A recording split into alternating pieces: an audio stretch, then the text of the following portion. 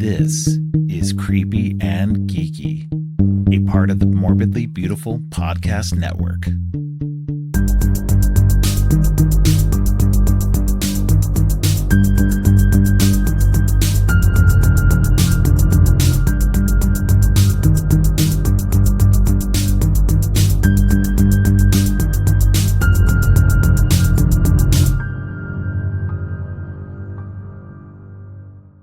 Welcome to Creepy and Geeky.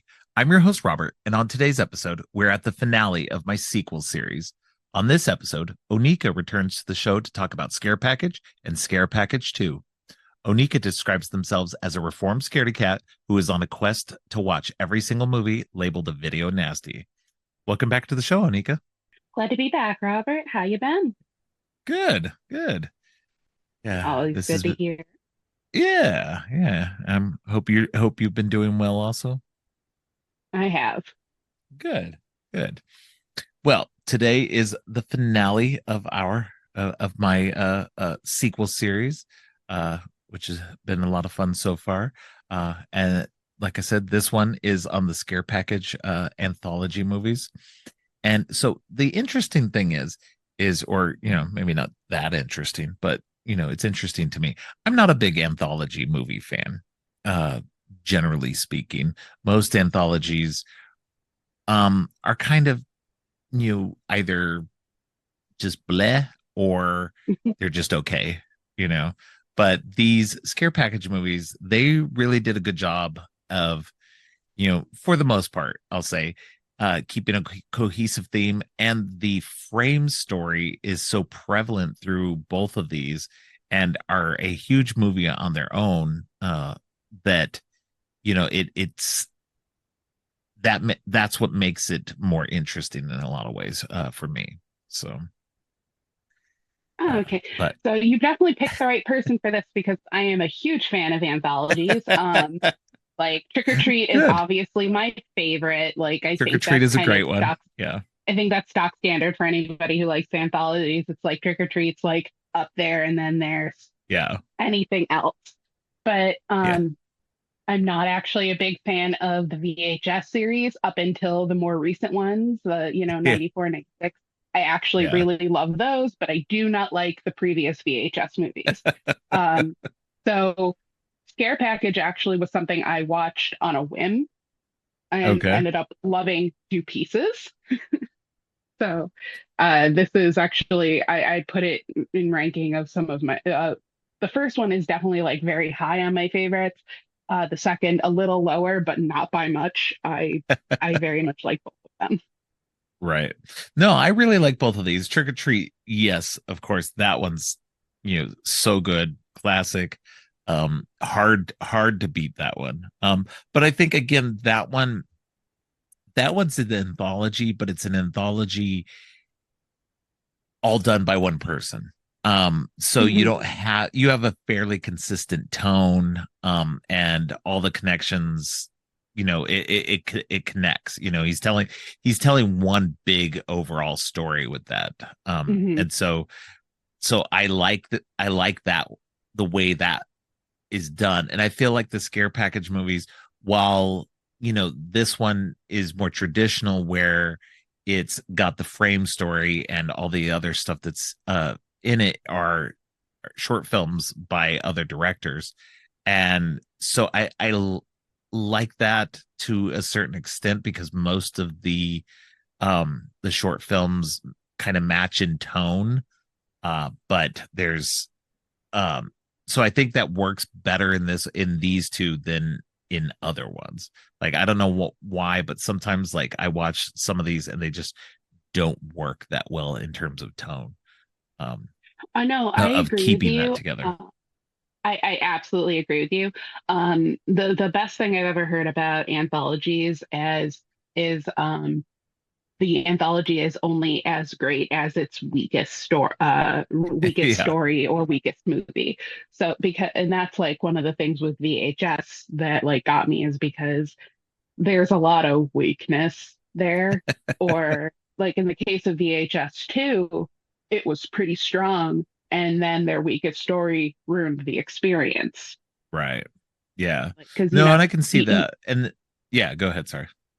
Oh no, because you go from Safe Haven to like I can't remember if it's like directly behind his Safe Haven or if it's the one next to it, but to the Alien story, which is so weak in comparison. And it's just like, wow, this kind of just kind of spoiled the mood a little bit. Right. I feel like I've been just ripped out of like the element, like the vibe I had for this, and Right. I Right. don't want to be part of this anymore. Yeah, it's been a while since I've seen the VHS movies. I can't recall any of them. And I still haven't seen VHS 99 yet. It's on my list, but I just haven't gotten around to it yet. But it's but yeah, for those movies, they were kind of like, I think the first one's okay. The second one was, yeah, I don't even remember that one. The third one I remember not liking very much. VHS 94 for me isn't that strong. Um, and I think mostly because of the same thing that you were saying. Like, if one or more of the stories you don't connect with, then that can cause that kind of disconnect as a whole. And I think that that's the issue with me, is like you know there's maybe one in there that's okay that I liked, but the rest were just kind of okay, and I didn't really care that much for them. And so, at least with Scare Package, I'll say for this, the first one, that overall most of the stories in this were good. But there were Yeah. two in here that were weaker to me, um, in terms of kind of what they were going for. Like, at least just for me, I don't know why I just don't connect as well with those two. And I But bet I know exactly which ones they are too. well, Um, we'll find out. it's Uh, actually funny because this is not an episode on VHS, but it does bringing back VHS because it's just so well known as like yeah, an anthology series. It's kind of best because the thing about VHS 94, I liked most of the stories in it, right, and it leading back into the wraparound for Scare Package. The wraparound for Scare Package is so strong and so yeah, enjoyable that like it kind of helps you gloss over a lot of like flaws you may have picked up throughout the course of the movie yes. because it's so enjoyable. And everyone in it is so enjoyable and it's so strongly written. And Aaron, if you're listening, this isn't just me, getting um, flattering you, even though you know I love you. Um, Yeah, but with VHS 94, the wraparound made no sense. Like once you got to the end of it, it yeah, was like, what? Why? This doesn't make sense. yeah, And that also kind of takes you out of it. So like if you do the wraparound, you need a strong you need a strong story to get it yeah, there. If it yeah, if it definitely. doesn't, it doesn't work. Yeah, yeah, exactly. I think, a good frame, wrap around, whatever you want to call it, those are key to holding it all together, especially if you are going to have stories that aren't tonally similar. If you're going to have stories that are, kind of wildly different. And so you've got to have a good framing device. And I mean, and arguably Scare Package has one of the best ones. It's in a video store, so it's Hmm. you're going to encounter the characters talking about like a favorite movie or a favorite scene, and that just leads right into the next installment in it, and it works really well because of that. um so I would say overall, even the two segments in here that I'm not huge on, they're still good. And I think they're fine. I just don't. They're just not as, I don't know, tonally good for me. I don't know. I don't know how to say it otherwise, but Like yeah, they don't hit those personal notes despite the fact that you can yeah, acknowledge that like they're good. It's just not hitting that, it's not that sweet yeah, spot for you. I yeah, get it. exactly, yeah. Um, Speaking of, let's kind of go through the segments in each of these. sure. We get yeah, so we'll go ahead and start with cold open, which is the this one I do enjoy a lot. This one's a fun Mhm. one, because you've got a guy who is, a storytelling device. He's a character. He's basically an NPC who is, the setup guy for horror movies. He sets everything up and clips the wires for to turn off the power or something like that. And he's the unknown person usually that kind of sets things up. And he doesn't want to be like that. He wants to make it to the end of the movie because he's only just maybe in the beginning of the movie. And so Yeah. then he ends up kind of forcing, the situation where he's a part of the story now, the larger story, and then ends up, you know, inadvertently causing the deaths of these two girls, these two teenage girls in this segment. And it was just silly. It was funny. I love the meta aspect of it, and that that one really spoke to me on that kind of like I'm a horror comedy guy, so that's what like just these movies in general are great because they lean into that horror comedy, and it's just a really fun segment to get you kind of started into it and set the tone.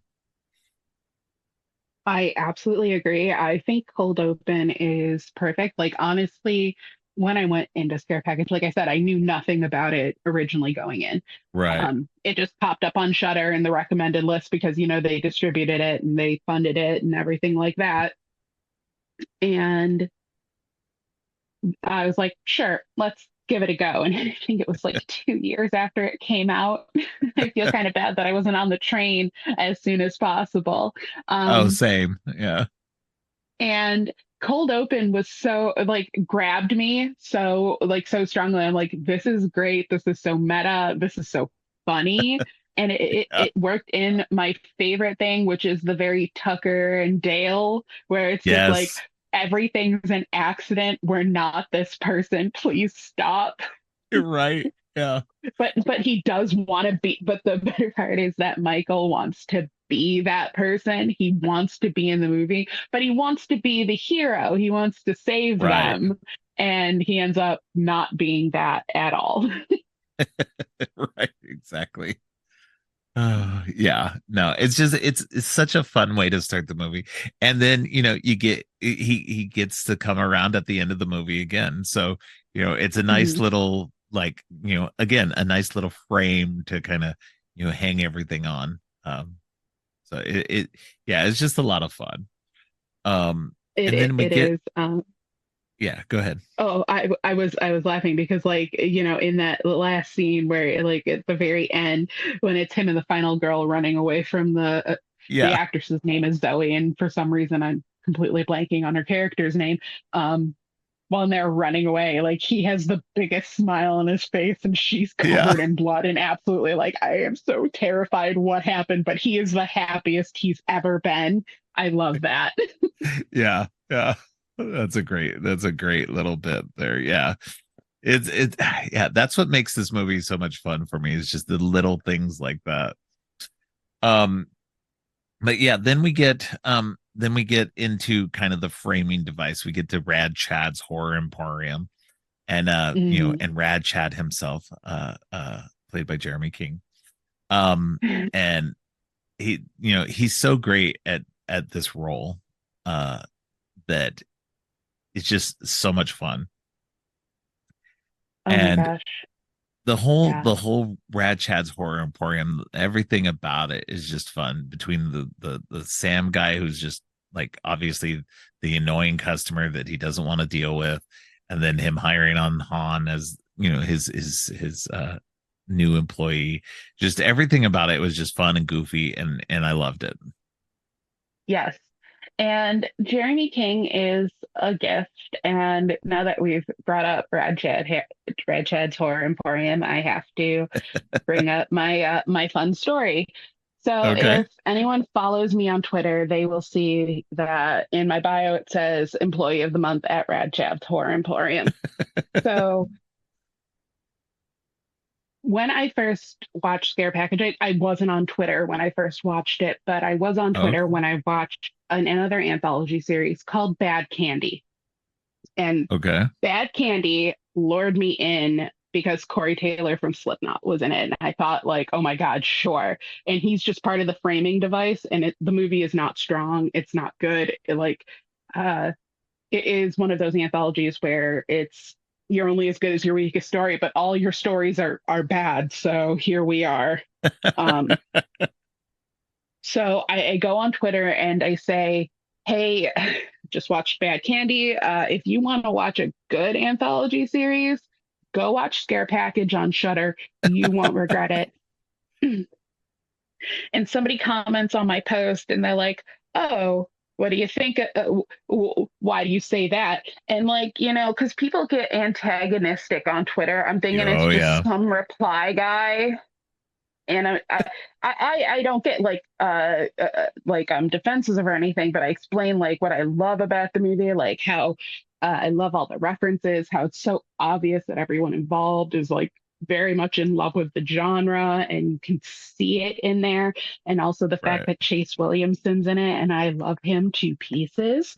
And then I look at this guy's Twitter account and it's Jeremy King. And I was like, oh my God, this is embarrassing. And he's just like, no, no, it's fine. And me and him like got to messaging a few times. Like I said, since I'm a really big fan of Chase Williamson, I asked him like, what it was like working with him because I've been a fan of Chase Williamson since John Dies at the End. Um, Okay, I yeah. own I own like John Dies at the End, Scare Package, and Beyond the Gates. Big fan. Um, And me and him get to messaging. He's really cool. I ask him if I can put the employee of the month in my bio, and he's like, yeah, go for it. Um, and he sent me my copy of Scare Package, like my Blu-ray copy I got from Jeremy King. And Oh, cool. because I talked to Jeremy King, I started talking to Aaron Kuntz, the person who wrote and directed Rad Chad's Yeah. Horror Emporium. And they're both really rad. They're both really rad. They're also both really nice. I love Aaron's other movies. Like I love Camera Obscura, The Pale Door. If you get Mm, the chance yeah. to watch Sorry About the Demon on Shudder, Yep. it's Yep. great. It's another horror comedy. He's very good at it. So like Scare Package actually like helped me like meet some pretty interesting people who I don't frequently talk to on Twitter, but every so often, like the other day, he posted a still from uh, um, one of the one of the stories. Gosh, what's the name of it? It's this very second one, One Time in the Woods. Um, Yes. and he's like, because Robert Evans from Behind the Bastards, like, what movies don't have goo? There's not enough goo. So he posted a still from One Time in the Woods. And I'm like, literally my favorite use of goo. Because since we're talking about it in this, One Time in the Woods is actually my favorite installment of the entire anthology. Well, that's a good transition to talk about that one. Yeah, One Time in the Woods, hilarious. Oh my gosh. Yeah, So very short, very like I don't know, just chaotic. There's so much going on, and it's just bizarre and hilarious and very much worth it.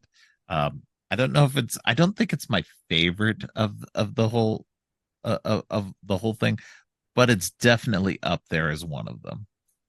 Uh, it's such a funny like entire like from start to finish. I find it very funny just because it's so out of like out of line because it just starts out it's just like the whole oh, look at us, we're camping in the woods and we're kind of like getting snappish, very okay boomery couples talking. And Yeah. then some guy, and then the guy runs up and he's just like, okay, you guys have to like help me because I'm going to kill all of you if you don't. And they're just like, and they're both like, everyone's like, horse stupid. So like, they're like, oh, well, whatever. It's not a big deal. And he starts literally melting and they start hitting him with sticks. Yeah, it's just like the logic in the whole thing is just like completely bizarre, and it's but that's what makes it fun. It's just goofy and fun for the sake of just having fun, and that's what makes it the most enjoyable, I think. I agree. They said that they used like I think it was like 30 over 30 gallons of blood, fake blood for the movie, and I Oh wow. truly believe that most of it got used for one time in the woods. Right. I well, maybe. I mean, there was quite a lot in some of the later segments as well. So That's true, but like definitely the most prevalent use of goo. yeah, yeah. Definitely the Uh, most use of goo. I just love the when they find out that the one boyfriend's the serial killer, and like they're running away from him, they encounter the guy who's hunting the monster, and he's Yeah. just like, "Oh, you're beating me with my own leg. Oh, now you're beating me with both my legs. I just got a tattoo, and now I'll never be able to enjoy it. I was gonna run a marathon. I was gonna run a marathon." I It's so just funny. it's just like N- it's See, it's actually just a very good way of like also drawing you further into the movie. It's less like, okay, so we've gotten the cold open, which is funny. We've gotten a little bit of Chad, which is yeah, a big draw because he's yeah, hilarious. And then you've got this segment, which is just bonkers. And it's just like, okay, I'm in for the full ride. yeah. Yeah, definitely. Oh, and I do want to go back though, because my favorite piece of music. Now, I love I love Alex Cuervo's music in this. I'm a big synthwave fan. So I love Mhm. his music in this movie. But my favorite bit of it is the Rad Chad's Horror Emporium theme. Me That is too. like that's the best. It's so short. It I dance to it I every want time. I want a larger, like more extended cut of just that.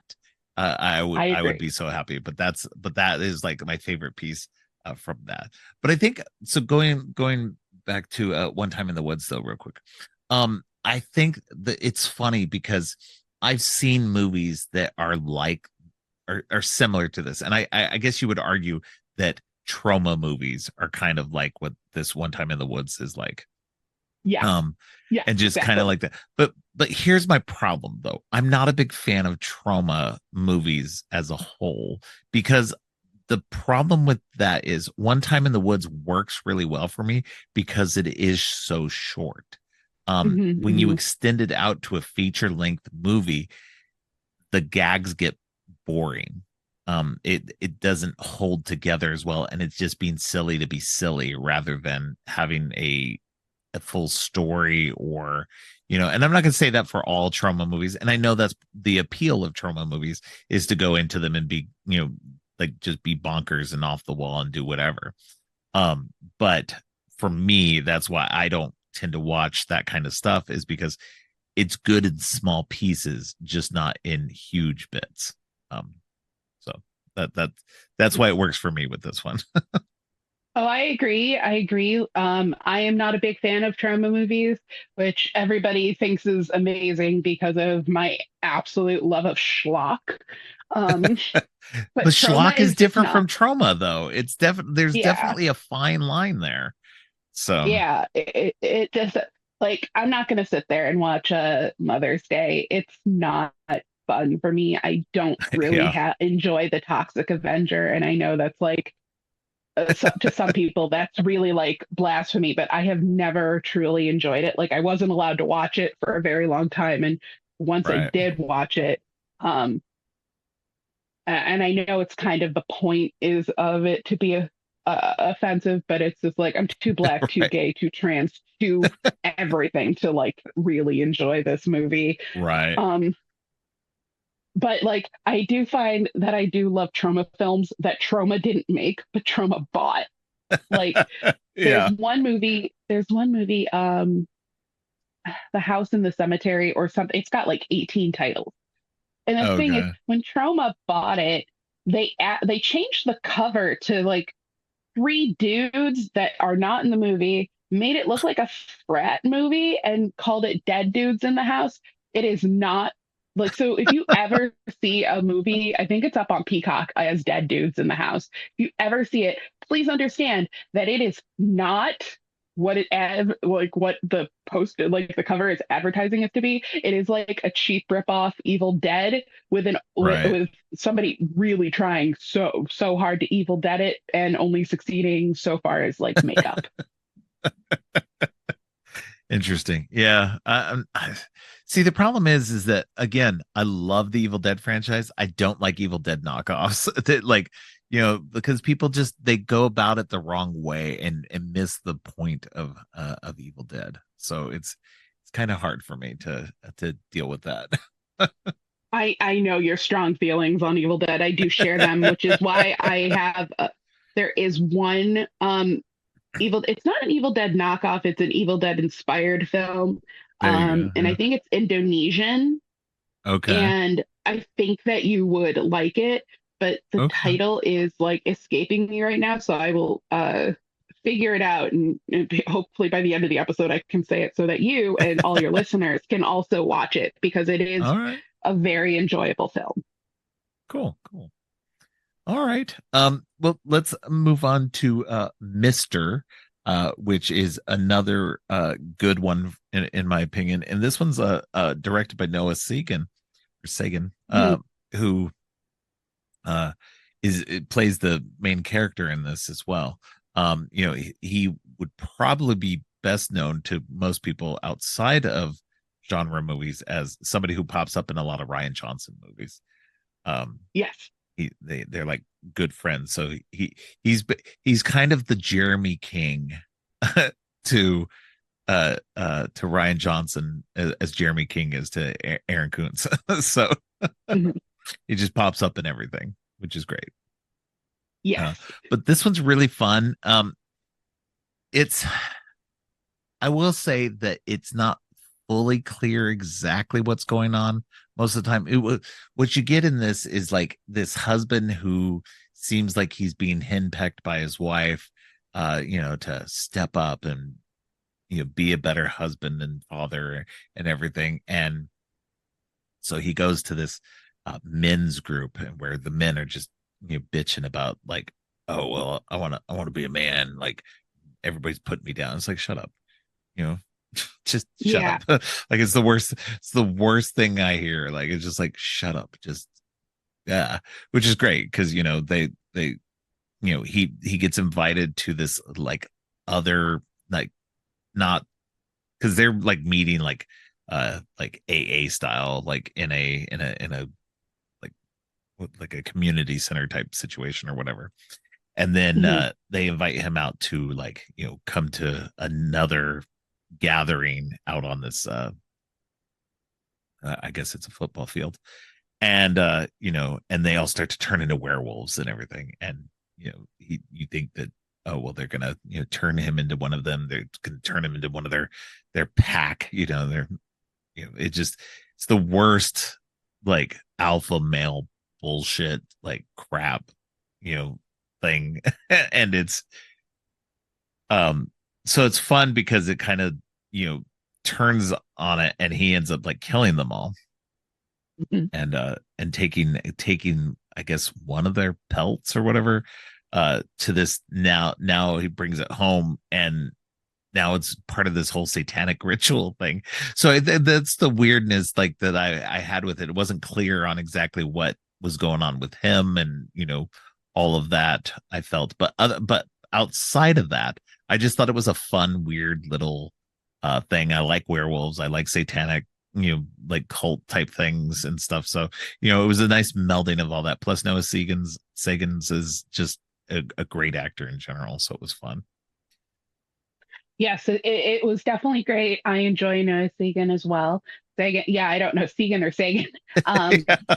it's uh one of the things that I enjoy is him and Ryan Johnson's intense love of incel bashing, which Okay. carries over so frequently into films, which carried over into this because there's a lot of that nice guy, I'm on Reddit and I Yeah. don't understand how women work. Yeah. Yeah. Bit, and it's just like, all right, it's funnier when it like you actually think like it's in context of werewolves, where it's just like all these, um, nice guys call themselves like alpha males and all that thing, and Yeah. that's a big tropey thing in werewolf um media these days Yeah. after Teen Wolf got so popular, the show, not the movie. Yeah. And so I just I enjoy it. I like how it all works, and just the scene where he just takes the chocolate bar and unwraps it and Yeah. slowly Yeah. advances, like takes me out every single time without fail. Yeah. Yeah. No, it's so funny. It's just it's that's a again, each one of these segments so far has been just like this silly funniness that worked. It's worked so well in terms of keeping that tone consistent throughout each segment, and then going back and forth with the Rad Chads segments. And so it's just everything tonally has been kept up to this point, and that's what I've enjoying it going into all of this. And so it's just, I don't know, it's great to have had that like consistency through it so far. So um I agree. It definitely it stays pretty strong throughout. And right. then, and I hate to say it, I feel like a traitor and a jerk. Um, when we get to the next segment, Girls' Night Out of Yes. Body, and I think it is a pretty weak segment. Makeup's Same. cool, makeup's Yeah. cool, but I didn't love it. Like it was fine, there was nothing wrong with it, but it didn't Exactly. hit that sweet spot. Um, Yeah. and it was just like there, and like I totally get that it's like a parody on what basically, because like when you see it, it's like post-feminist body horror slasher revenge. And Right. that's speaking to a very specific market that does exist, especially when you think of movies that I do enjoy, particularly like Bloodthirsty, which is a very enjoyable post-feminist kind of revenge werewolf movie that Oh, I interesting. I adore deeply, and has the most banging soundtrack. I will walk down the aisle to Lemonade or God is a Fascist, I swear. Um, and if you play Far Cry 5, the lead actor who plays the antagonist in the movie is the facial model and voice actor for the main antagonist in Far Cry 5. Oh. And if you get to combine, he kind of combines all three antagonists from Far Cry 5 into one character, and it just made the experience better for me. I'm like, yeah. But anyways, that aside, but then like that particular genre has been so overwhelmingly controlled by the Soska sisters. I Yeah. think I'm Yeah. pronouncing their last name correctly. I am not a big fan of them. I haven't been a fan since I was forced to watch American Mary, which Yeah. I was lured in with Catherine Isabel, which Right. gets me every time. I every time it's just like Catherine Isabel. What? The woman that I have loved since childhood? Yes, I'm coming. I shall watch. And American Yeah. Mary just was like, where was the plot in this movie? I don't know where it was. Um, but like they're deeply inspired by Cronenberg, like to the point that they remade one of Right. Cronenberg's films. I haven't watched it yet. I've heard good things, but I haven't watched it because of my intrepidation about them. Right. Um, Yeah. and on top of the fact that a lot of like despite the fact that uh, we've moved away from a lot of the uh, rape revenge fix flicks of the exploitation days. Right. We still have kind of a problem where a lot of feminine centered films are still kind of that. Like, Yeah. Yeah. um, for example, I'm trying to think of a more modern one without saying Black Christmas because I don't want to. Um, but yeah, Black Christmas. Um, and then there is a few others. Gosh, I was thinking of one exactly. Oh, A Promising Young Woman, um, Oh, okay. which is a movie that I do like and appreciate Yeah, I like that one. because Yeah. it's strong. It's a strong film. Yeah. But like, and while I appreciate that, like women are taking the narrative that have been in movies like Straw Dogs or I Spit on Your Grave or Last House on the Left and had been mainly controlled by men for so long, making it seem like really playing up the brutality of it and then trying to say, oh, this is like empowerment specifically with I Spit on Your Grave, where the original director said that it was a feminist empowerment film, and I have never felt less empowered in my life when I watched a movie than I Spit on Your Grave. Um, Right. like I appreciate that there are so many women who want to like jump into the genre and like take that back Yeah. from male directors. So like I do appreciate like what they're trying to say in a scare package.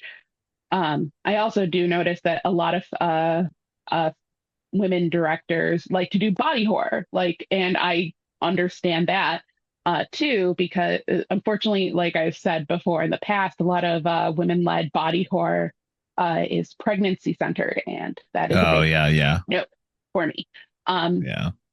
but I think that like I would what I would like to see in the future, and this is just me talking from my little place in my heart. If I ever get a trans directed body horror film that kind of goes in the direction of some of the splatterpunk novels I've read written by trans authors, I probably would go full hog on that one and make it my personality.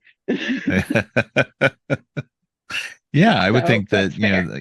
yeah, definitely. I think, trans body horror is like there's like a whole market out there that's just waiting to be, gobbled up. I think that's an area that's just not hasn't been explored much, maybe outside of written fiction. So that's definitely an interesting angle people could eventually go into.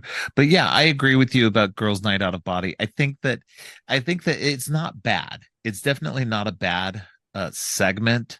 I just, like I said, with the tone that had already been set with the first three segments in this, that then you get this one and it's good. It's so different in a way that it doesn't line up and to kind of takes you out for a second. Yeah, it's not And that, cohesive, like yeah, as part of like kind of the narrative that you've already kind of established with the other stories. And in right, itself, I feel like it's not very cohesive. Like it's just like boom, a thing happens, boom, a thing happens, boom, a thing happens, and like I never quite get the cohesion of the right. story that's been portrayed to me. Well, and the other thing about it too is it's got this like more kind of dreamy um kind of quality to it that um is always kind of like, I don't know. I always kind of have issues with that kind of story as well. And so um not that it's like actually follows any kind of dream logic type scenario. I don't know. It just seems kind of like that. There's no like hard logic. They like a lollipop and then they become demonic, which is fine. Don't get me wrong. I've seen movies that are like that and they make sense and everything, and that's it's perfectly fine. It's just, I don't know. It didn't work for me, and that's the only thing that I still think it's a strong thing on its own in certain ways, and could be interesting. This one is one of those ones that you kind of want to see a little bit more of, just to kind of figure out where they were going with it. And I think that's the only issue I have with it is, maybe expand it out to a small to a slightly bigger small feature, like because I don't think it could Mhm. sustain a full, like, full length feature, but like maybe, a good, you know 10-20 minutes more would probably be interesting on its own. But Like a as script TV part of, feature. yeah, but like as a part of this, it didn't Mhm. match up quite what the tone was so far going for. And then again, in the next segment, we're back to that same tone. And so it's just like, okay, well, it's Yeah. kind of like this little bit of whiplash, kind of just like, okay, now we're back. Okay. And which was fine again, but it just took me out for a second. And, and that's why, like, when I watch these and everything, it's like, okay, I know it's coming up. It's fine. I'll get to the next one and it'll be good. And, that's, it, this is one of the rare times where, like you had said earlier, where if you have one or two that don't work for you, that it can take you out of the whole thing. This is where, because the frame was strong and because most of the other ones in here were so strong for me, that it kind of, I can get past the two that were kind of iffy for me and didn't work Exactly. completely. So, but yeah, no, I agree with everything you said about it. It's nice to see that. I've never seen anything by the Saska sisters. Um and I've heard negative things about them, which I have makes me heard kind of nothing about them. reluctant. Oh, Huh. I've I never don't, heard I anything about couldn't them say anything personally. clearly right now. Yeah, go ahead. Mhm. Oh, I've never heard anything about them personally, but I think that's because like I try to basically pretend they don't exist because like I just American Mary made me so mad that like it's just like unforgivable crime. You don't exist to me anymore. Yeah, Um, But as you're saying about the film, the short having a very ethereal, dreamy quality to it, I will agree with yeah, that. Like it's got that very lightness to it, and it's very, very disjointed from everything else, which has been very kind of blunt in your face. yeah, Um, yeah, but exactly. as another recommendation, if you do feel like a movie that has a very ethereal, dreamy quality, and you haven't seen it yet, also with a nice feminist bend, I would recommend A Wounded Fawn, which is, I believe, Oh, either I on have seen that. Shutter or on Prime. That Yep. is a fantastic movie, I believe, with a really strong story, a very dreamy, ethereal quality, which works, and a strong feminist bend. Okay. Yeah. Yeah. Definitely. Yeah. I agree. I've seen that. I actually interviewed Josh Rubin about that not too long after Amazing. it came out. So yeah. So it was definitely a good movie. That's very interesting. Um, uh, but yeah. Let's jump into the next segment, which was The Night He Came Back Again, Part 4, The Final Kill, which, you know, obviously, we're dealing with slashers who keep coming back, very, very Jason, kind of, dealing with this girl. Apparently, this girl's been dealing with this guy, keeps coming back year after year, killing her boyfriends. She kills him. He just keeps coming back. And and this one was just weird and bizarre and like played into a lot of those slasher tropes. And just was really funny, because, even after, killing him in this, he kept coming back. And every time, like, every time she thought he was dead, he'd come back and kill another one of her friends that was there. So it was just this fun, bizarre, like, ode to slashers. And it just, this one was really enjoyable and really like got us back on track to the whole uh, uh of what this whole anthology felt like. Yes. I also enjoy it. I will say it's definitely not my favorite. Like it's basically my favorites are really the first two, the cold open, um the first like three stories, so to speak, and then the Right. wraparound, and then the movie starts to kind of wind down for me, but still in a way that I'm still enjoying myself. This Yeah. one, Yeah. it's just like it makes me laugh every time, especially when her boyfriend is standing next to the killer and they're like trying to tell him, Yeah. he's not dead yet, and he's just like, no, he's dead. Now have sex with me. And Yeah. Yeah. it's just like, oh my God, that's like that actor, the line delivery takes me out and I can't stop laughing because like how he delivered it was so serious. Like he meant it.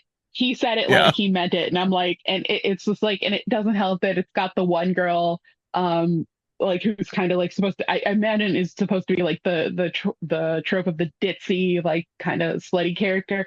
Um, Yeah. and she constantly has that I don't know where I am and what I'm doing look on her face. So like it switches from that and then it pans over to them and like she still has that look on her face and it's just like, oh my God, I can't take it. Yeah. But No, and it's she just keeps that look on her face even when she gets murdered. That actress deserves an award. no, it's just it's so much fun. It's just it's no, but I will agree with you. I think that the strongest three are at the beginning.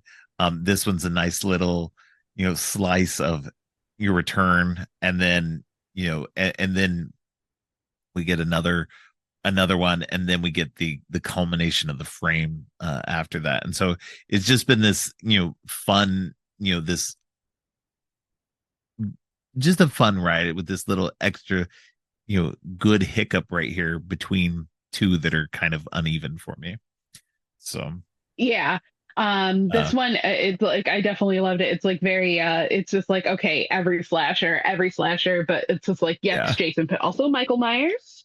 Yeah. Yeah. Yeah. It's like a little Halloween too, like Yeah. and which we can expand on further when we get into the sequel. Um, Yeah. Yeah. but like it's just funny from the amount of like things that they try because it goes from like stun batons to knock him out, Yeah. stabbing, jumper cables, and then it's just like, why do you have those attached to his nipples?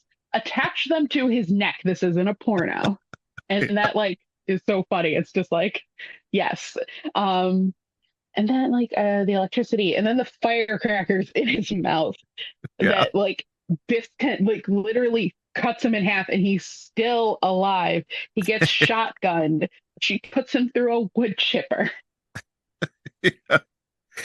And he still comes back after And that. he It's still comes back. And it's just so funny because it's like it is very Jason Voorhees because yeah. Jason goes through roughly about the same amount of stuff. Like I think short Yeah. of a wood chipper. Even though like some things I would say the are like the equivalent of a wood chipper. Um, Right. so like I do love it like in just the Yeah. terms of like the meta of the killer just can't die, which they definitely leaned into in the Jason series when Freddy versus Jason came around, Yeah. Yeah. which was more comedy than horror, which was very accurate for more accurate Right. for the Nightmare on Elm Street franchise than Jason had been at that point, but still worked. I know a lot of people don't may not like love that movie, but I do. Oh, I do. I do. It's up there for me for in both of their franchises. So Yes. um but yeah, but that leads us to so much to do. And here's the thing with this one, and I think that this one also has a lot of the same issues that I have with Girls Night Out, Out of Body, was that both of these, and I realized it as we were talking, that both of these are concepts that are in search of a story. And they don't Hmm. have necessarily a full story going on with this. And this one's like, about a guy who gets like, the Omega symbol on his head for some reason. And then he like becomes smoke and takes over the Hmm. body of this woman. And he has so much to do. And apparently it's just watch this show that she's not caught up on, and Yeah. you know, so there's a story there, but it's such a weird thin story that I'm just like, and then they like, fight for control of her body because she hasn't caught up yet. So he's wanting him to watch the finale, and it's just like, no, no, no, no. So I get what they were going for it, but it was such a like a little thin story like that it just, again, it wasn't interesting enough for what they were going for me anyway. I agree. And the whole thing for me is I want to like this one so much Yeah, more than I do because one, it's written by Baron Vaughn, who I yeah, love. I love Baron Vaughn and I want him to do whatever he wants in life. And the thing about it is he's a comedian.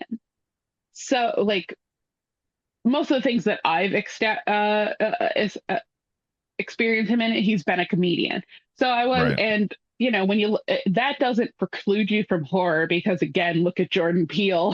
right, yeah, It does not stop you from being a masterful over a different craft than what you're established in.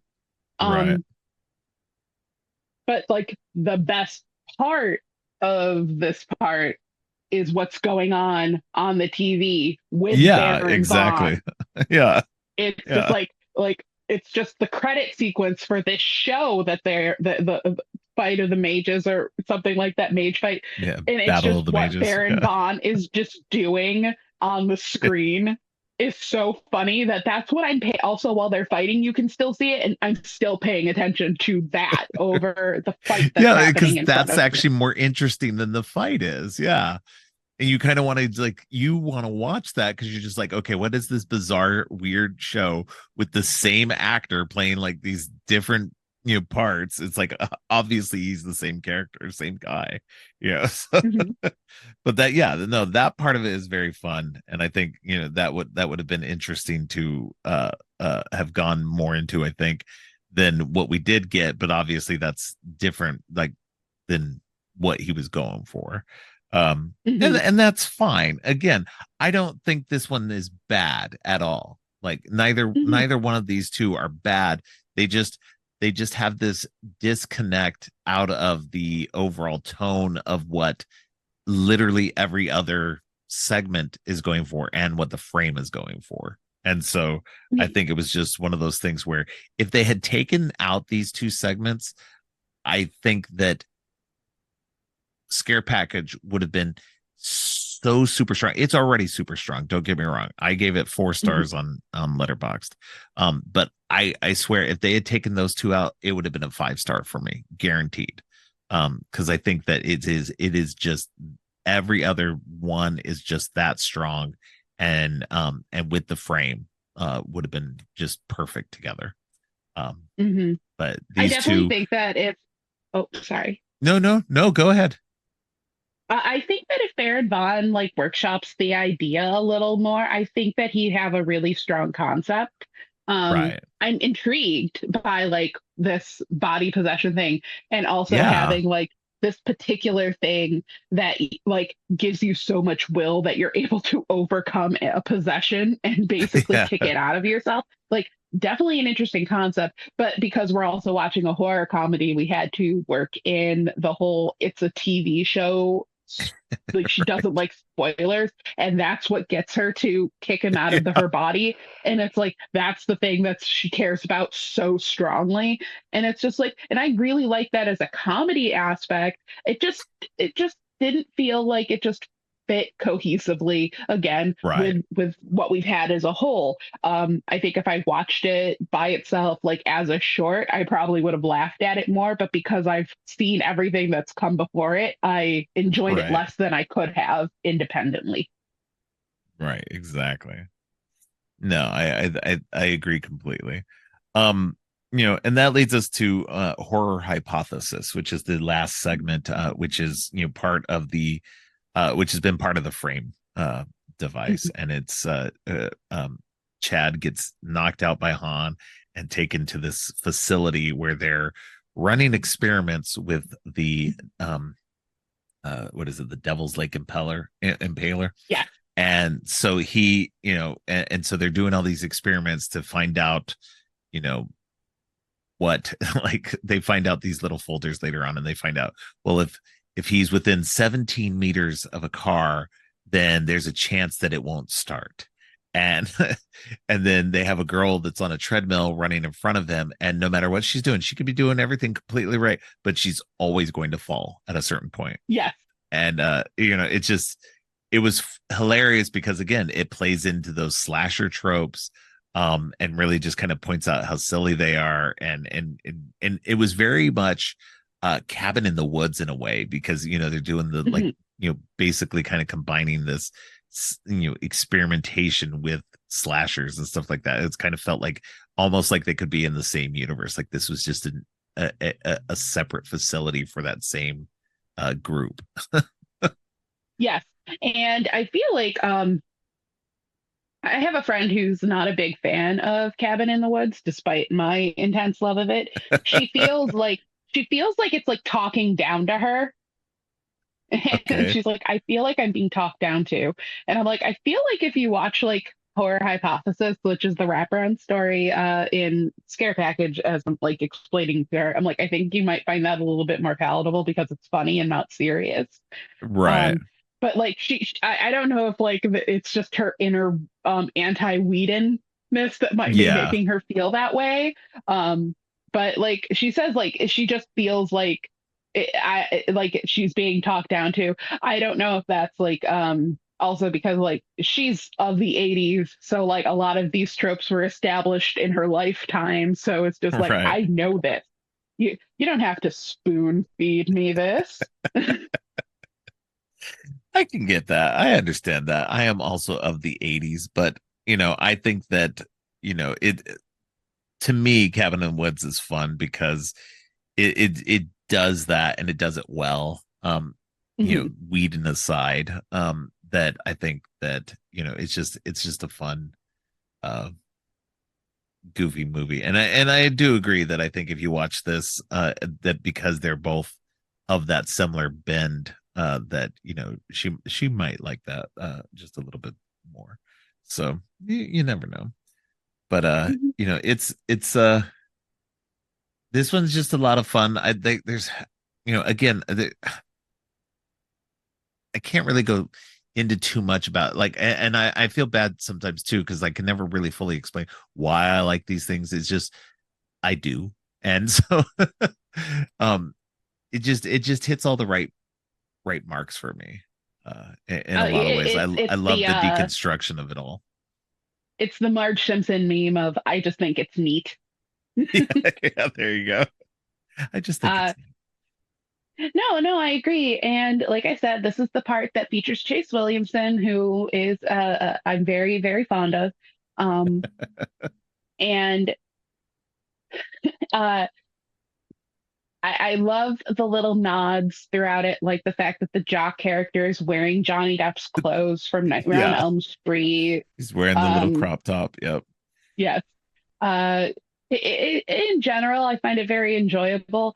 And there's just one thing about it that, like, I this is blasphemous, and I'm going to say it aloud.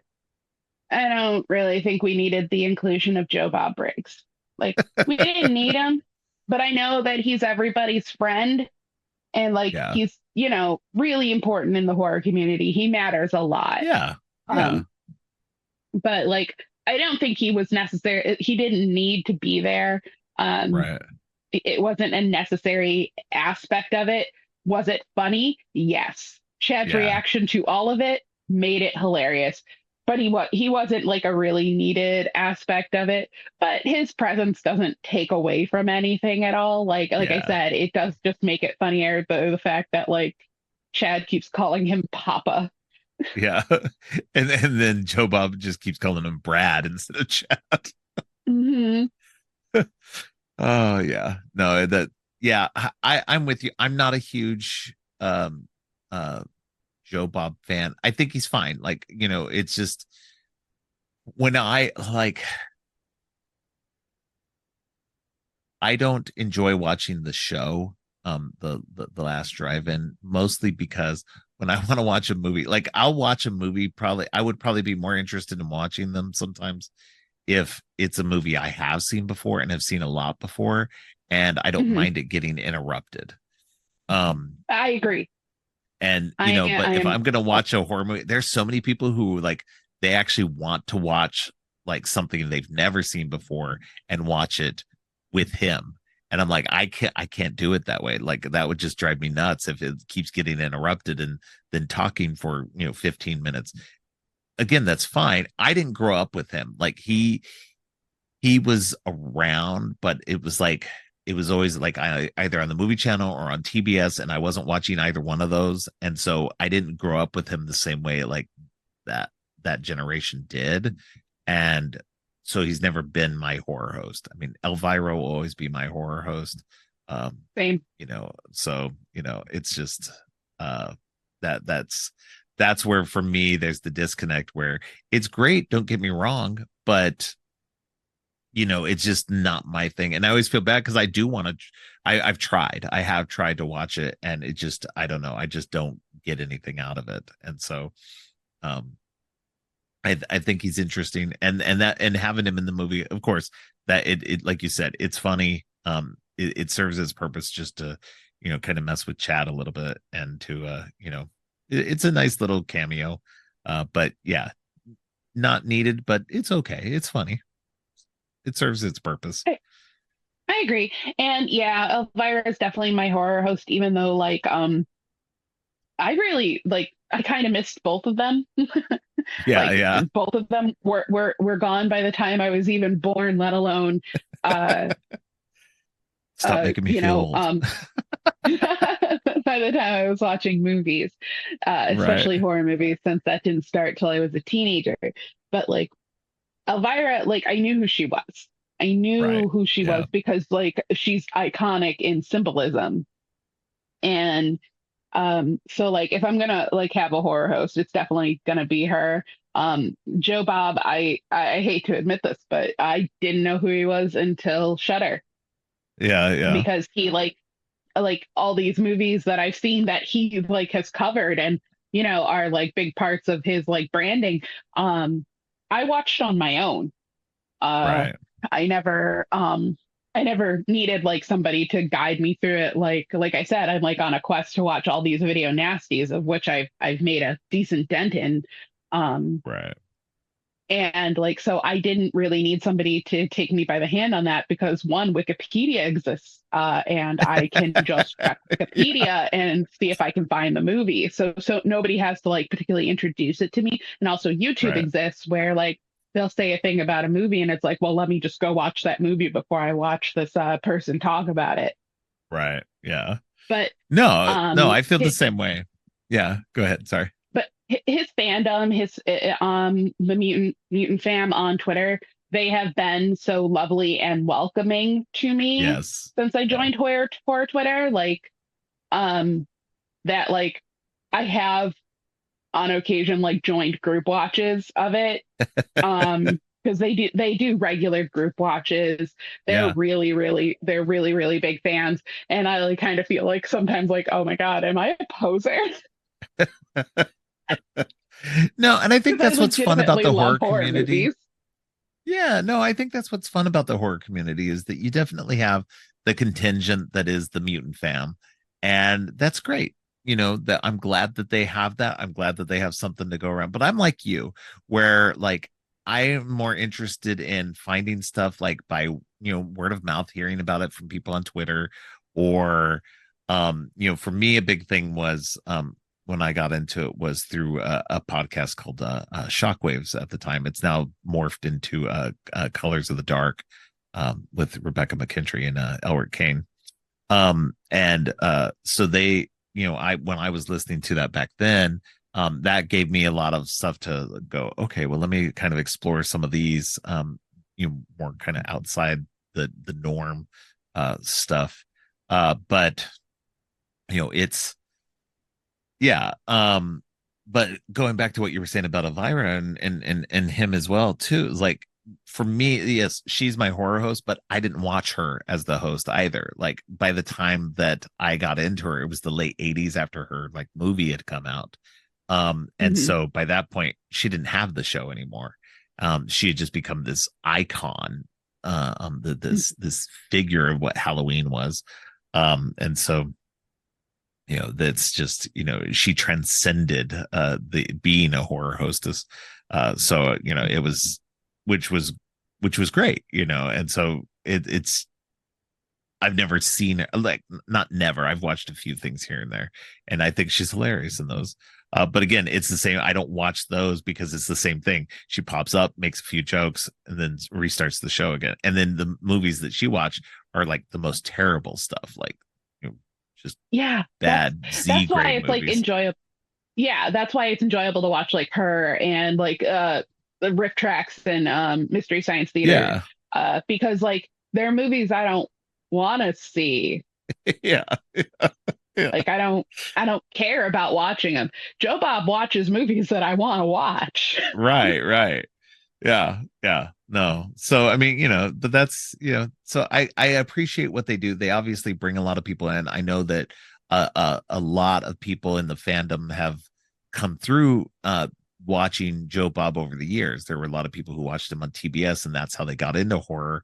And that's great. Like I love that that's how people get into things. Like however you get into whatever your fandom is, like I always love that. I love hearing the stories about stuff like that. So, it's great to have something like that conduit, and it's great to have him back on the air, and being that still for people, somebody to for fans to kind of congregate with, and have that kind of show, and everything. I wish Elvira would be willing to do that. I mean, I get that she's older and kind of doesn't want to do the Elvira stuff anymore. Um, so she's just enjoying being Cassandra, which is great. I love that, Mhm. a lot. That I love that she's finally getting to step out from behind the makeup and the dress and everything, and just be herself, and actually revel in just being herself for once. And that's really cool for me. So, Yeah. There's definitely like this kind of whole like death of an icon thing. Um, that can happen one of two ways. Well, three ways. The icon ruins their own image and it's right, over, which has happened a lot in more recent history than it has in the past, and their own right, fault. Um, and then there's the situation where Vincent Price, where they just literally die yeah, yeah, because they're an old man.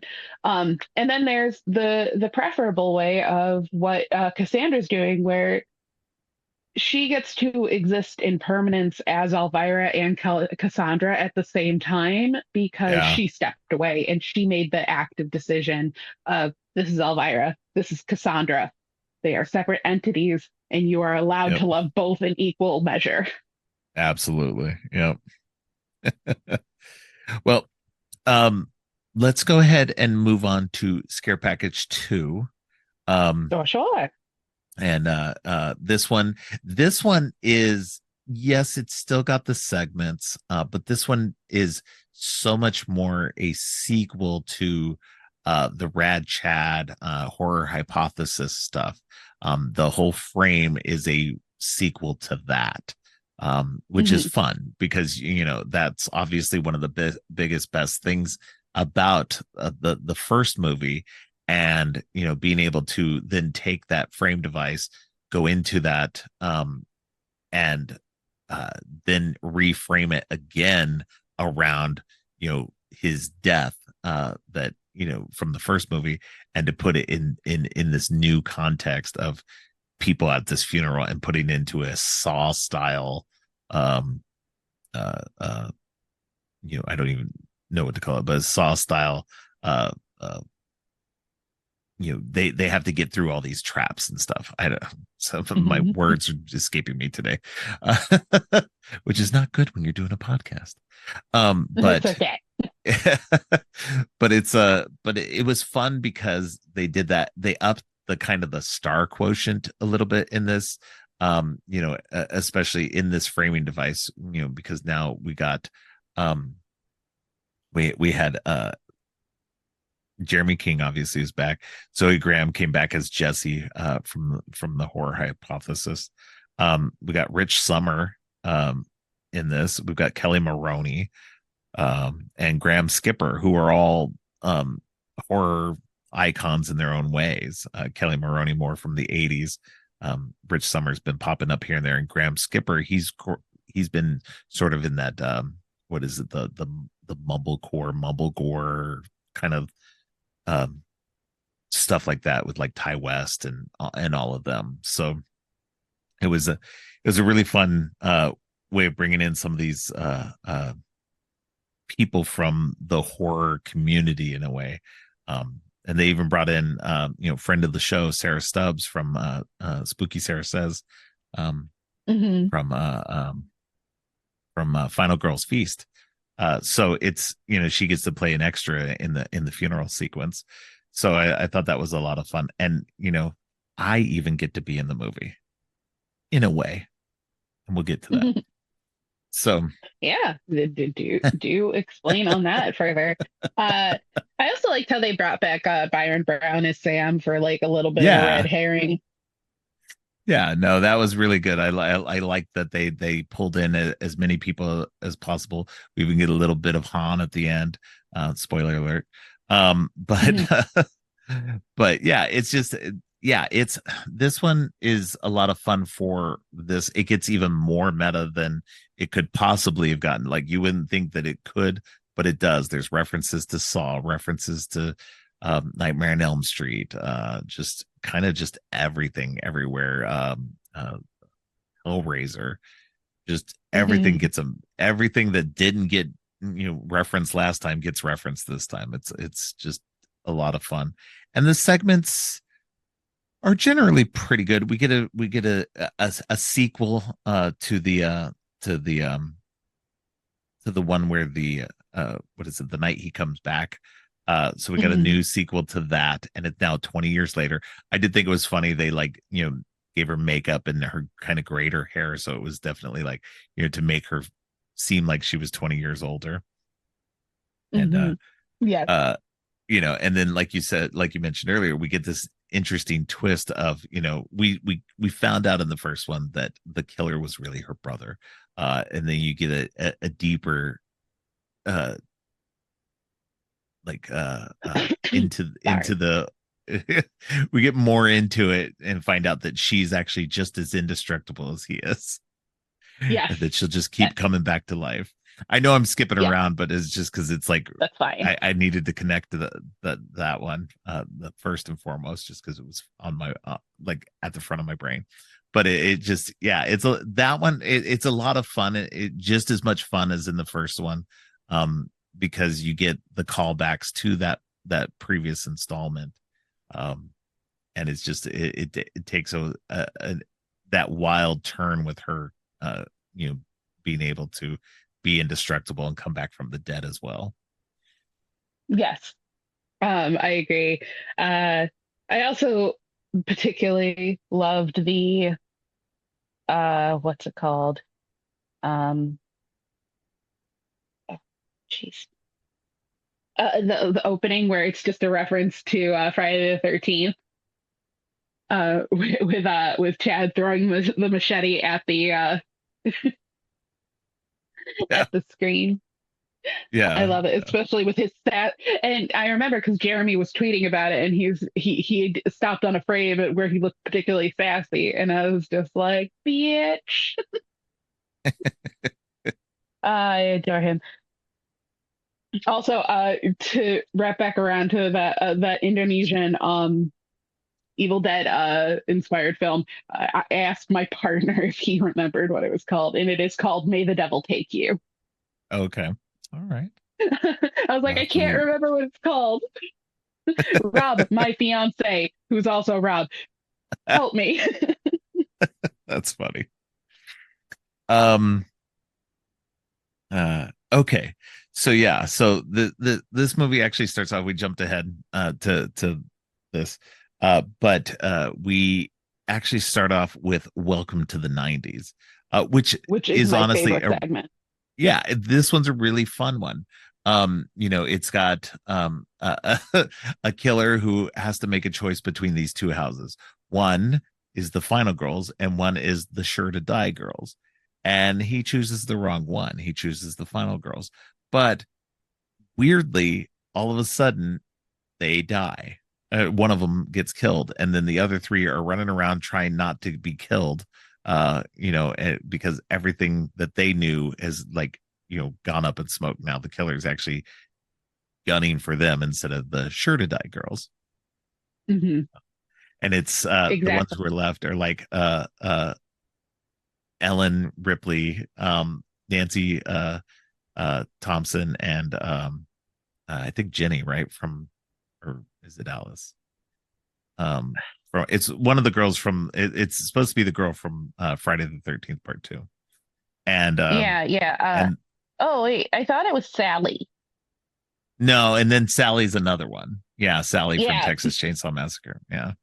And then the one yeah, who because gets Sally's the killed that best. you never see until she's actually dead Wait, is Ginny, Lori. Ginny, Okay. and the So Jenny. one of them's Ginny, Yeah, and so I don't know. Jenny's the Friday the 13th one.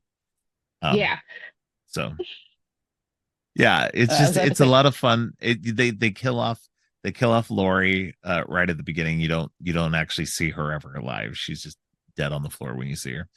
Hmm. And then Sally dies pretty quickly, and so it's just Jenny, Nancy, and Ellen, just trying to survive.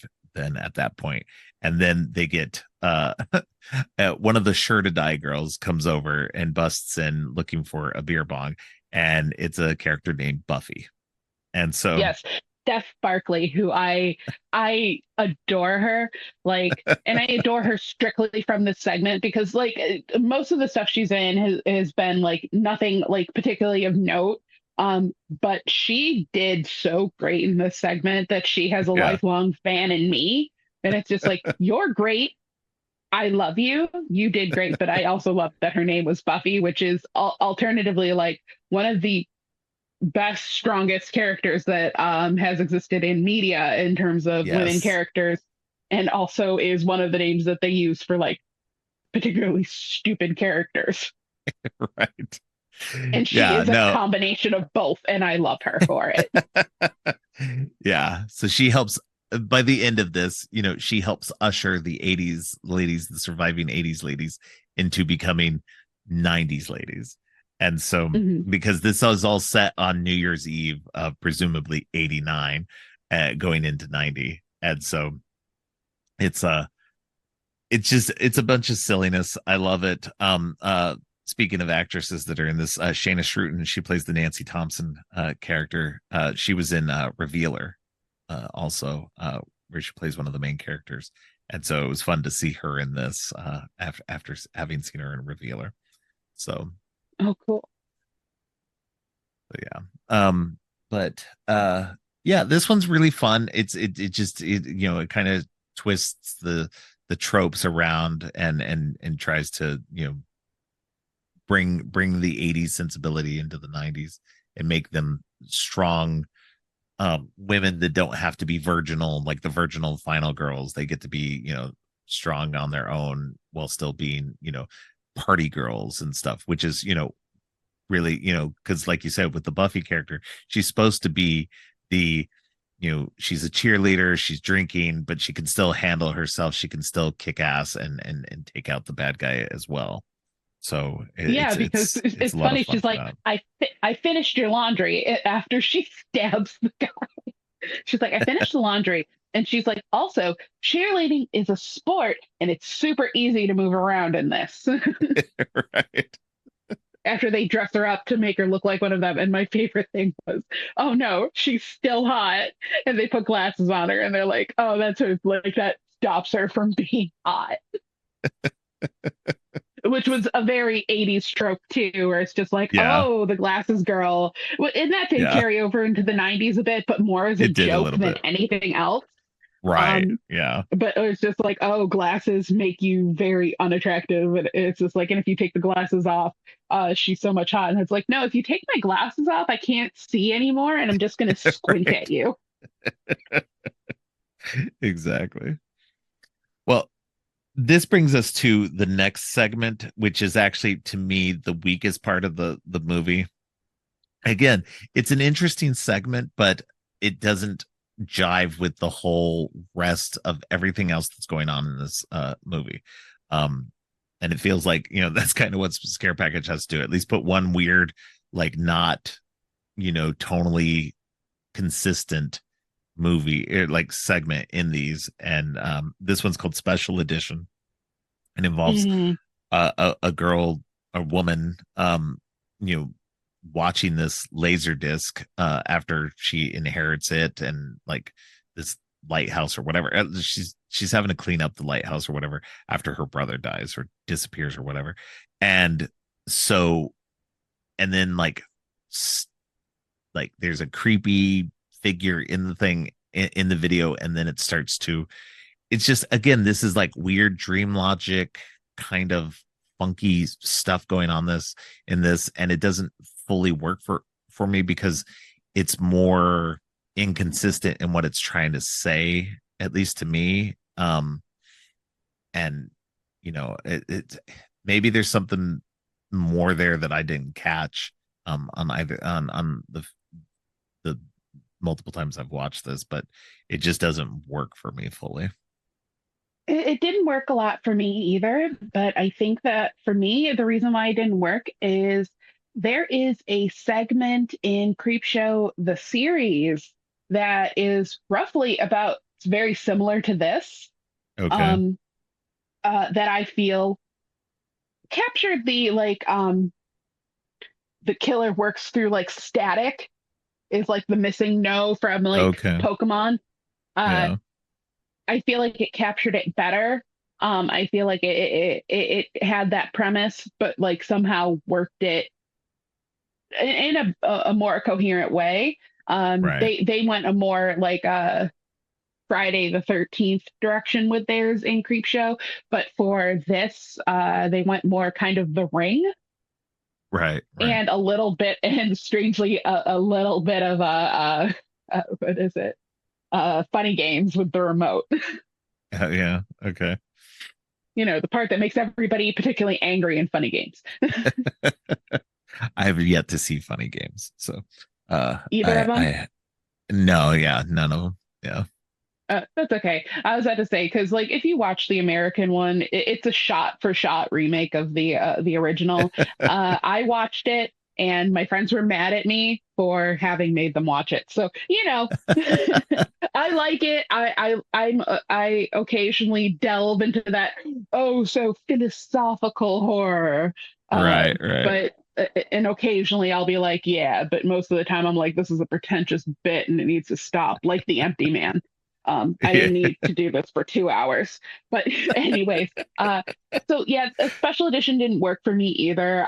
Yeah. It definitely isn't my, it definitely, like I said, Welcome to the 90s is my favorite of them all. But this one I do feel was like the weakest segment. Luckily, I feel that because of the framing narrative, the stories on that they're watching on the movies don't have to be as cohesive because Yeah. it's just Chad picking movies that fit the game they're playing. So Right. like it Yeah. has, as long as the whatever's going on in the short fits with what they're doing, it makes it basically forms its own cohesion. Right. So I think that works out a little better in that directive, but it doesn't make the short more enjoyable for me. Right. Yeah. Yeah. No, I would agree. Um, and that leaves us to the last of just the segments, and that's the We're So Dead.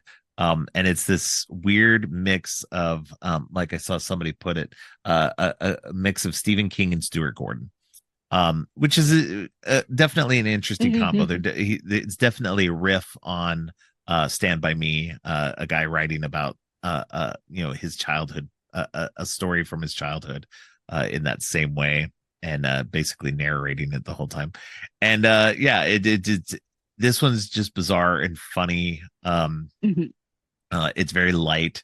Uh, and it's just goofy fun. There's lots of nods to other stuff, other movies in it. The Fly, Reanimator, what else? Uh, oh, what is the other thing I was thinking of? I can't remember now. I was about to say, But I would say even say that there's a little bit of Stranger Things in there, yeah, like yeah. just to give it a little bit of a more modern nod. Right. Yeah, there's a good amount of that stuff. It's just yeah, it's just a Oh, it's Pet a it's a Cemetery goof. also. Oh, Pet Cemetery, yeah. Yeah.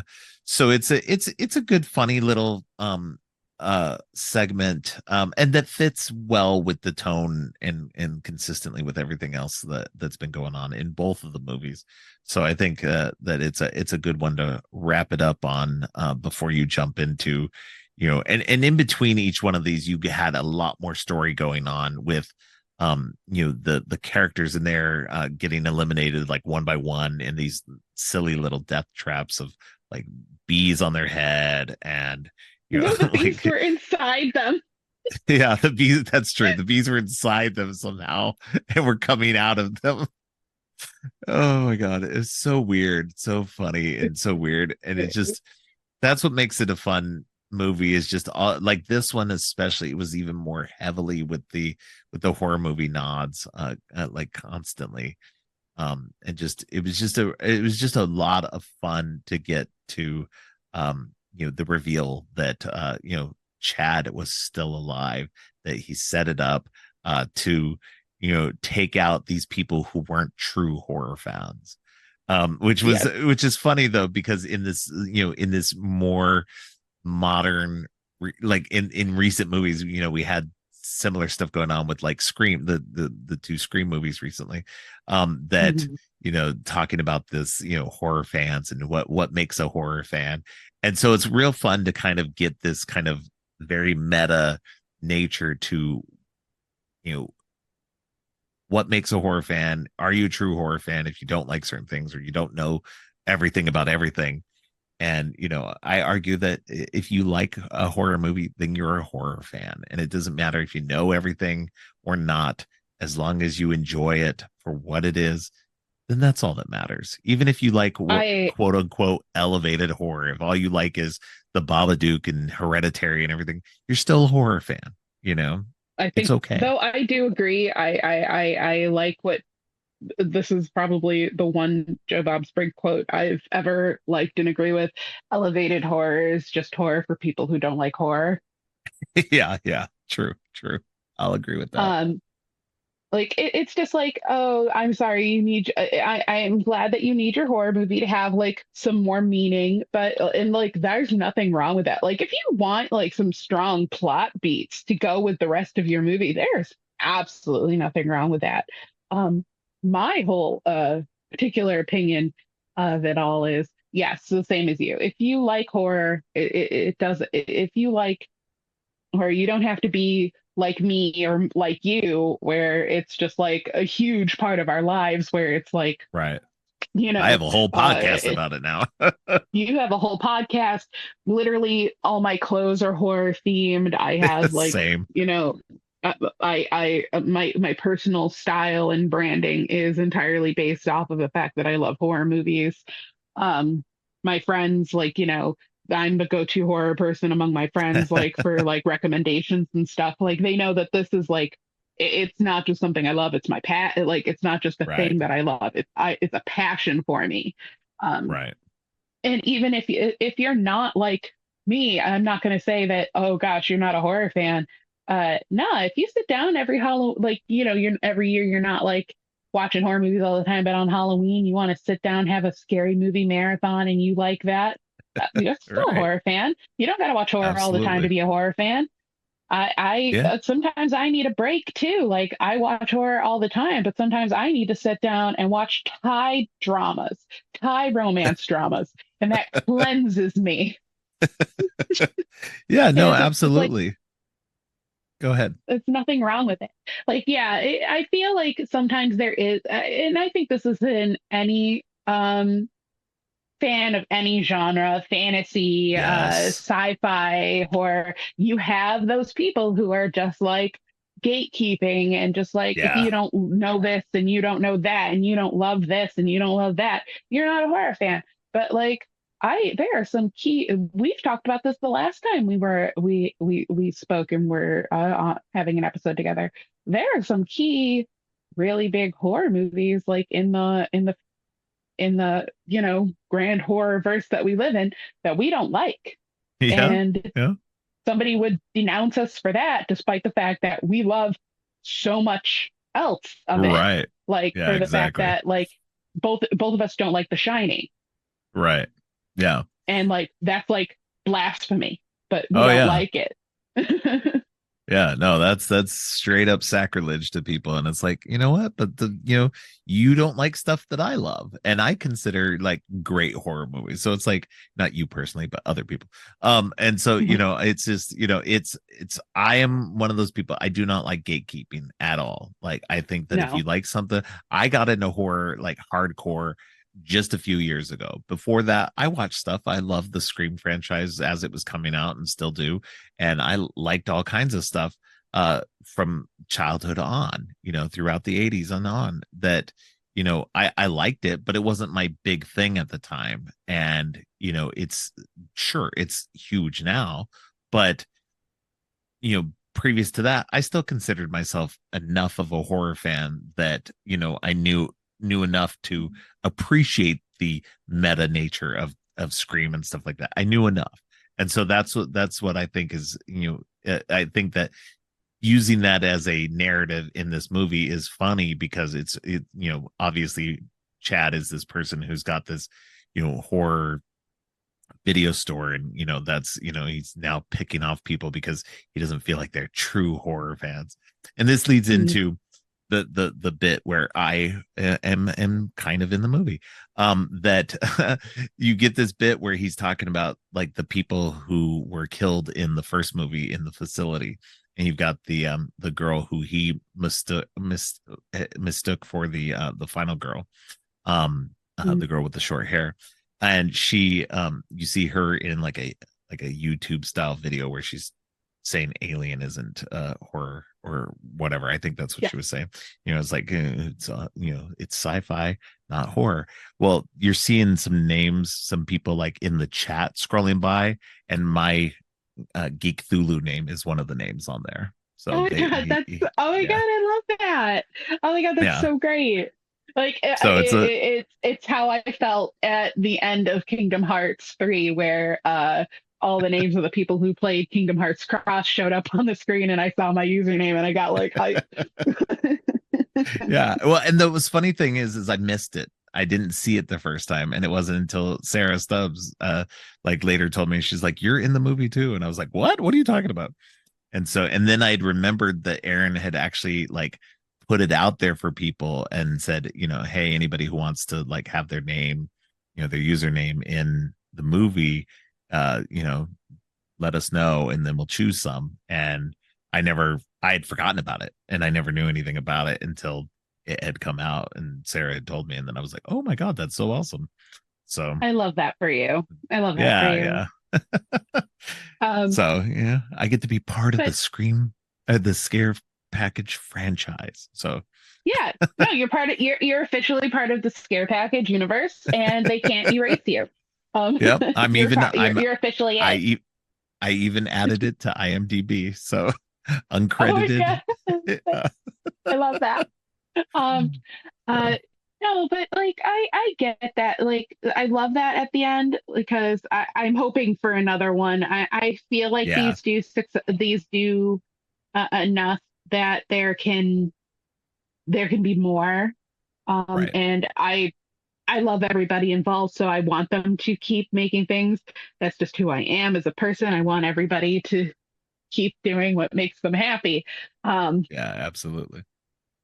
but like as you're talking, like you said, like horror didn't become like as big for you as it is now until a few years ago.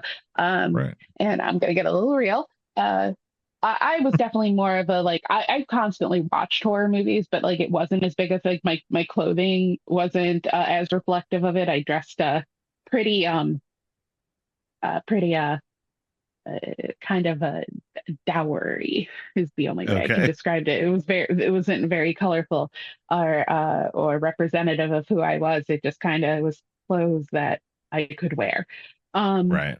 and uh as I said, like, horror has helped me come to terms with my queerness and my transness. Um, and I started during the pandemic, I started buying like all these horror themed clothes because they were that's every online shop had a sale.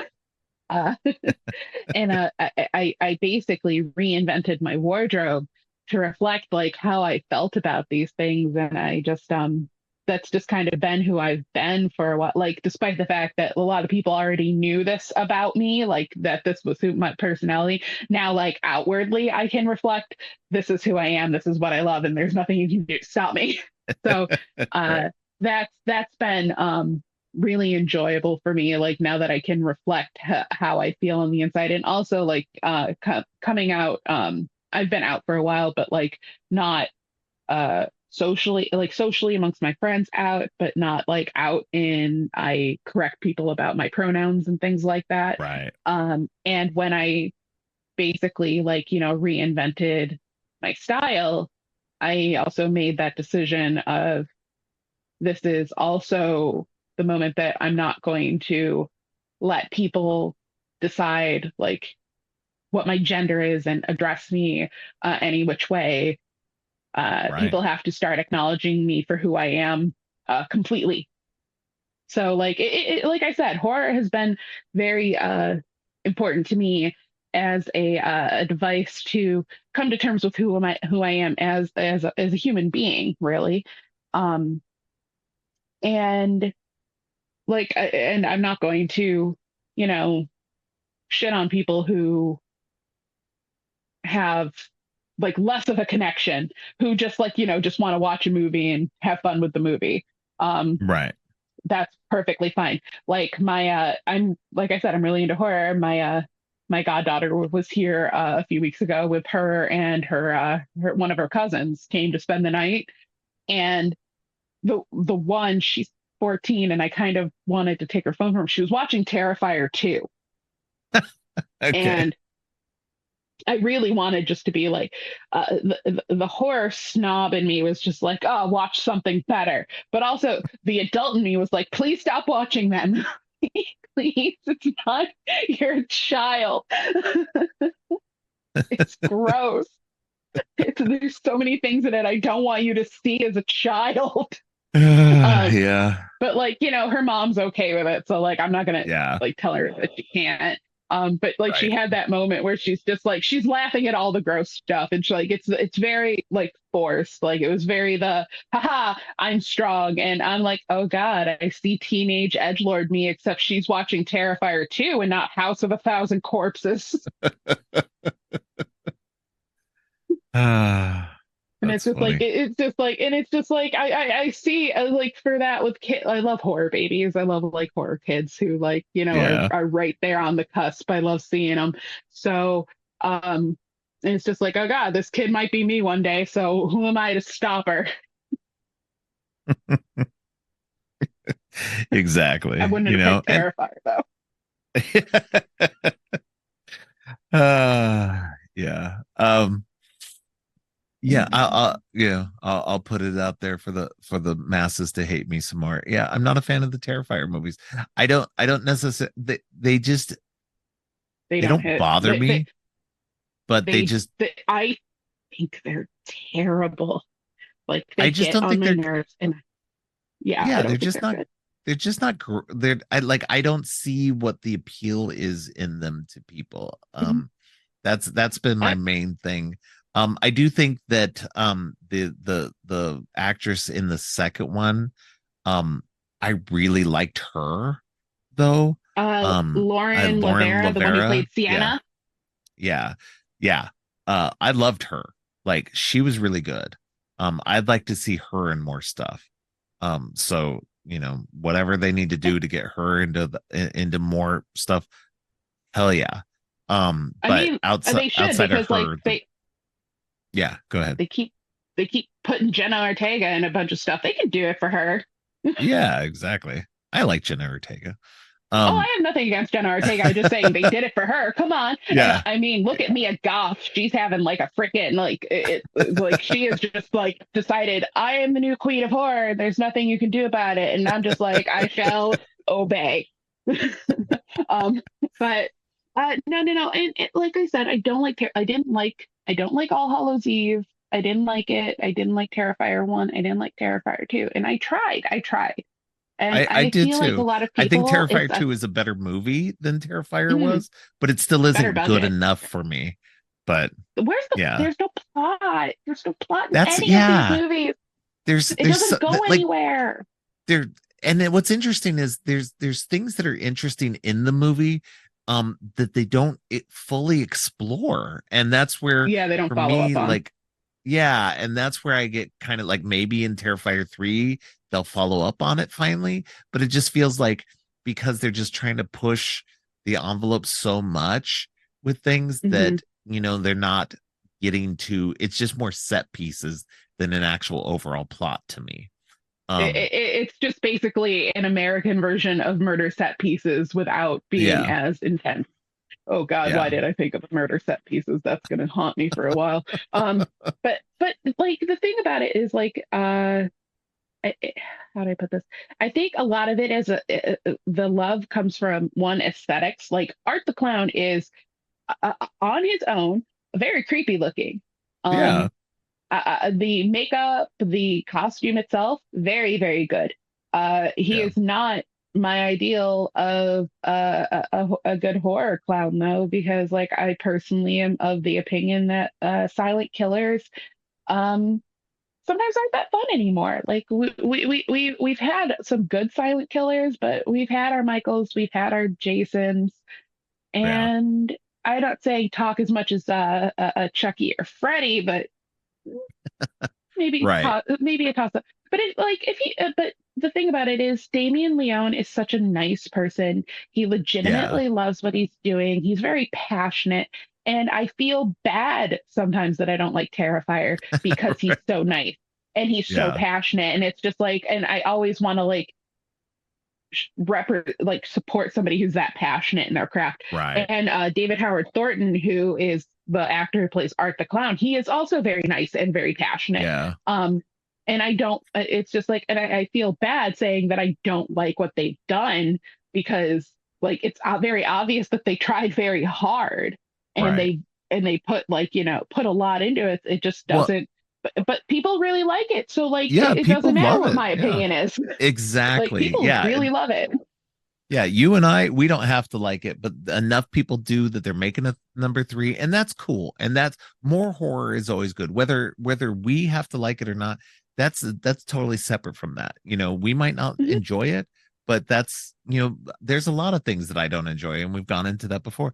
But there's a lot that's what's great about horror in general is that there's so many more stories you can tell, so many more avenues that you can take with this that work for everybody. And that's again what I love. And especially, going back to these scare package movies. I might not be a big fan of anthology movies, but these work better for me than they don't. And these are two of the better anthology movies in terms of that kind of stuff. And I love it because it's just a lot of fun. And that's my final thing. I just like them because they're neat. Yeah, you just think they're neat. And Yep. that's totally correct. And my final thing is I also love them. I also think they're neat. And I think that everybody listening to this should go support Aaron by going Yes. watch Sorry About the Demon Exactly. And the pale door. Um, and The Pale Door. And yes. if you have Amazon Prime, I think you can, nope, nope. Find a copy of Camera Obscura and watch it because it's good. There you go. And definitely, I'll say this again. Definitely go check out Alex Cuervo's music.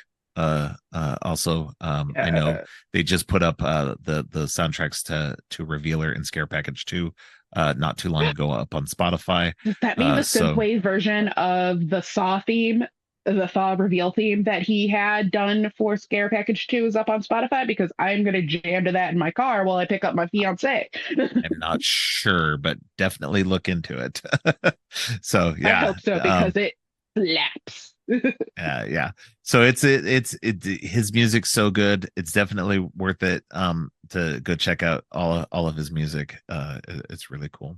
So, but yeah, that's all I've got to say about these. Do you have any last things you want to say, or have you said it all? I have said it all. And again, Jeremy, Aaron, if you listen to this, I love both of you. You're amazing people. Thank you for always being so nice to me. And And, that's and pretty much likewise, it. because Jeremy follows me on Twitter as well, so it's really cool. Nice. So Yay.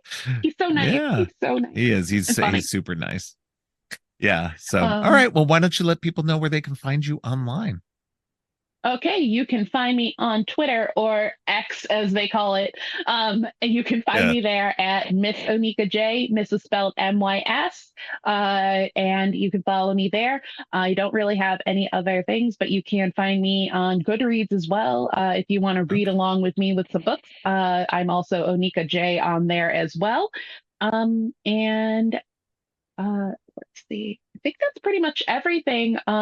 Be nice to me, and you cannot steal my spot as employee of the month at Red Chad's Horror Emporium. I'll let you. There you go. All right. Well, it was great having you on again. I appreciate it very much. Thank you for having me, Robert. I love this. This is fun for me. It was fun for me too. Thanks again to Onika for joining me. On Friday's episode, Violet Hammond joins me to talk about Captain America, Winter Soldier. And on Monday, we're starting a trilogy series with the Fear Street movies with Mix Bell Morgan. Thanks for listening. Creepy and Geeky is a part of the Morbidly Beautiful podcast network. Please check out morbidlybeautiful.com/podcasts for more great shows. If you like what you've heard, please consider giving the show 5 stars and a review on Apple Podcasts and Spotify. Also, please share the podcast on social media to help spread the word. Make sure to subscribe on your favorite podcast app or at creepyandgeeky.com. Music for the podcast is Gratitude, composed by Jerry Smith. You can follow the podcast on social media at Creepy and Geeky on both Twitter and Instagram. If you'd like to follow me, I'm Geek Thulu on Twitter and Blue Sky, and geek.thulu on Instagram. You can support the podcast by ordering teas and more on TeePublic or by donating to the coffee page. All of the links are in the show notes. Finally, don't forget, stay creepy.